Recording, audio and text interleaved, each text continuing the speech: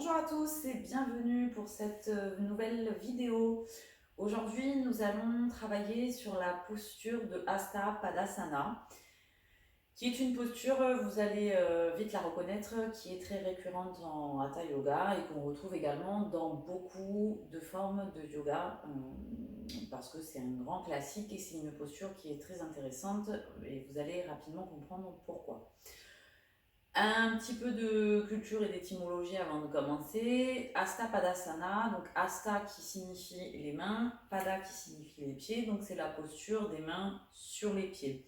Donc vous l'aurez compris, c'est ce qu'on appelle généralement la posture de la pince, qui pose souvent souci à beaucoup de monde parce que c'est une posture dans laquelle nous venons solliciter et tirer toute la chaîne postérieure. La chaîne postérieure, c'est tous les muscles qui sont situés à l'arrière de votre corps. Donc, à savoir les mollets, les ischio-jambiers, les fessiers et tous les muscles situés donc, du coup, le long de votre colonne dans le dos. Voilà. Donc c'est une chaîne musculaire qui est beaucoup sollicitée et qui est finalement assez peu étirée. C'est pourquoi elle peut poser éventuellement souci. Et c'est une posture, Hasta Padasana, qui revient pour le coup assez souvent en yoga. Donc dans un premier temps, je vais vous montrer ce qu'on appelle en yoga traditionnel la posture finale, donc la posture vers laquelle on doit tendre. Et ensuite, je vous montrerai un petit peu les adaptations que vous pouvez mettre en place pour travailler cette posture.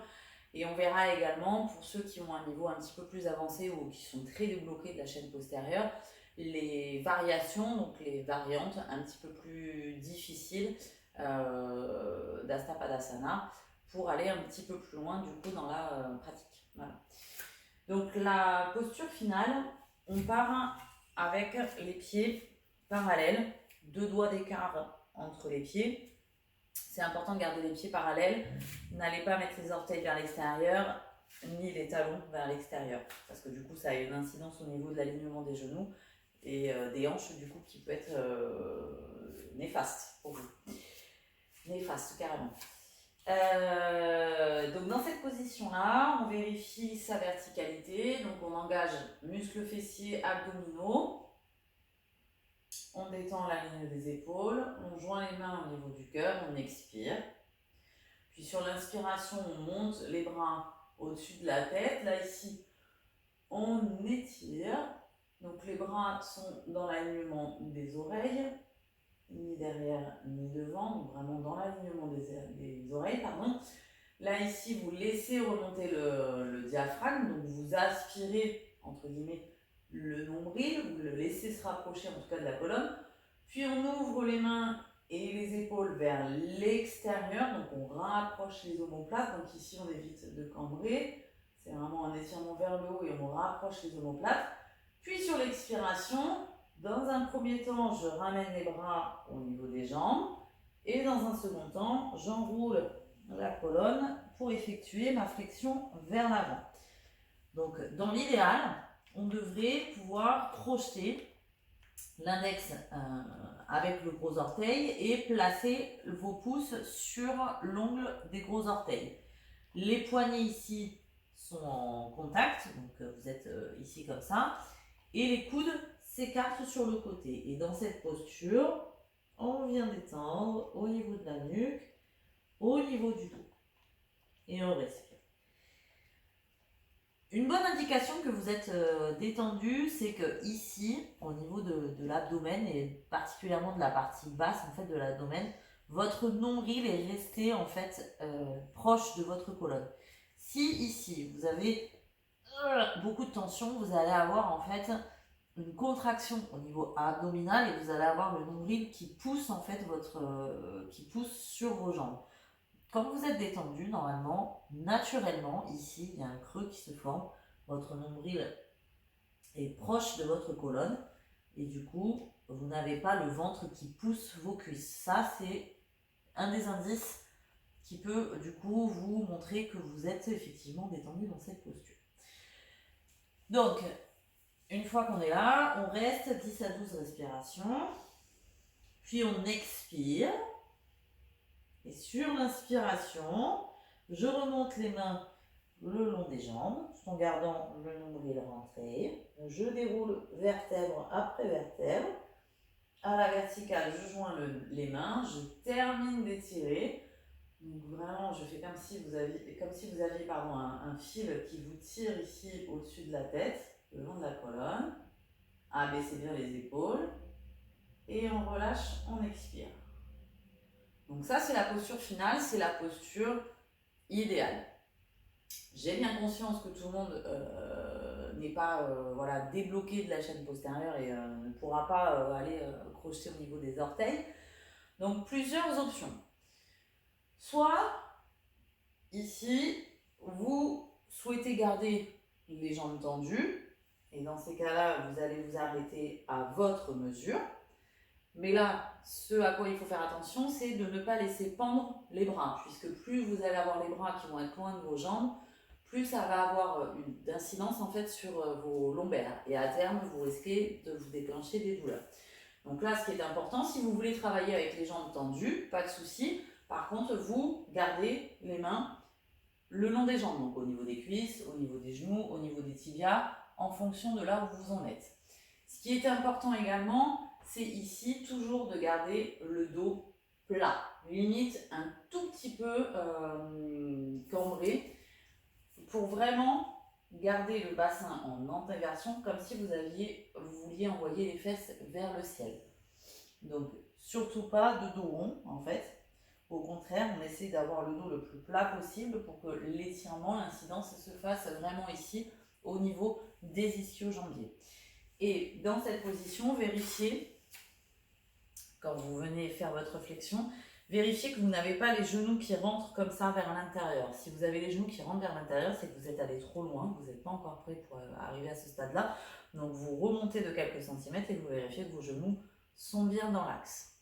Donc ça, c'est si vous voulez travailler jambes tendues. Maintenant, vous n'êtes pas obligé de travailler jambes tendues. Et pour ceux qui, au départ, ont déjà des petites douleurs au niveau des lombaires, moi, ce que je vous conseille, c'est de travailler jambes fléchies. Donc, jambes fléchies, c'est le même départ de posture que la posture finale. Donc, on inspire, on monte les bras et hop, on vient enrouler. Et là, une fois que les mains sont sur les jambes, on vient effectuer une légère flexion et on descend, pareil, à sa mesure, en gardant ici le dos bien plat. Donc n'allez pas arrondir, au contraire, comme pour ceux qui travaillent avec les jambes tendues, on pousse les fesses vers le ciel pour bien sentir ici. Vous pouvez vous amuser à le faire. Je mets le bassin en rétroversion, donc j'arrondis, je rapproche le pubis du sternum. Et là, au contraire, je pousse les fesses vers l'arrière, en mode Beyoncé, j'emmène les ischions vers le ciel. Et là, normalement, vous devriez sentir une tension plus importante au niveau des ischio-jambiers. Donc, comme pour ceux qui ont les jambes tendues, on garde le dos bien plat, on fléchit au niveau des genoux ici. Et là, c'est pareil, on garde les bras le plus proche possible des jambes. Donc, surtout, on garde les mains au niveau des jambes. Donc, au niveau des genoux, au niveau des tibias, selon le degré de flexion que vous avez mis au niveau des genoux. Et au fur et à mesure des séances, vous allez travailler sur millimètre par millimètre. J'essaye de tendre les jambes. Donc là, c'est pareil. Un bon indicateur que vous êtes sur la bonne voie dans cette posture, pour ceux qui travaillent avec les genoux fléchis, c'est là, ici, quand vous avez fléchi, normalement, votre buste, il est en contact avec vos jambes. Quand vous allez travailler à tendre les jambes, votre buste doit rester en contact avec vos jambes. C'est-à-dire que si jamais votre buste il s'éloigne de vos jambes, c'est que vous êtes allé trop vite, c'est que vous avez en général arrondi le dos et que vous n'êtes plus sur un travail d'étirement au niveau des ischios. Vous êtes passé sur un étirement des muscles dorsaux du dos. Ce n'est pas mauvais en soi, mais du coup, vous allez mettre un petit peu plus de temps à débloquer du coup les ischios. Voilà, c'est juste ça. Et comme les autres, une fois qu'on a fait ces 10 à 12 respirations, on expire et on remonte en gardant les genoux fléchis les mains le long des jambes. Et une fois que je suis arrivée à la verticale, je tends les jambes et je change les mains. Donc voilà pour les deux options pour les gens qui auraient des difficultés, qui sont bloqués au niveau de la chaîne postérieure. Pour ceux qui sont extrêmement débloqués de la chaîne poste et qui arrivent du coup à crocheter au niveau des orteils, à être détendus, à avoir le dos plat, on peut accentuer un petit peu le travail en venant, plutôt que de crocheter ici au niveau des orteils, on va venir soulever les pieds et placer la paume de main sous les pieds. Là, on engage légèrement les coudes vers l'avant et on détend. Donc là, on va venir accentuer finalement l'étirement au niveau des mollets puisqu'on relève le pied et que du coup, on va mettre un petit peu plus de tension dans les mollets. Donc ça peut être une première variation. Ensuite, vous pouvez, plutôt que de crocheter, vous pouvez venir placer ici les mains derrière les talons. Et là, ici, rapprochez votre buste de vos jambes. Deuxième variation. Et dernière variation, si vous voulez travailler encore un peu plus sur les ischio-jambiers, c'est venir placer les mains ici devant vos pieds. Mettre le poids de votre corps plutôt vers l'avant de vos pieds, parce que dans cette position, on a tendance à partir vers l'arrière. Donc là, l'idée, c'est de partir plutôt vers l'avant. Et ici, on dégage la tête des épaules et on creuse le dos. Voilà. Et avant de remonter, on détend la nuque et on remonte. Voilà.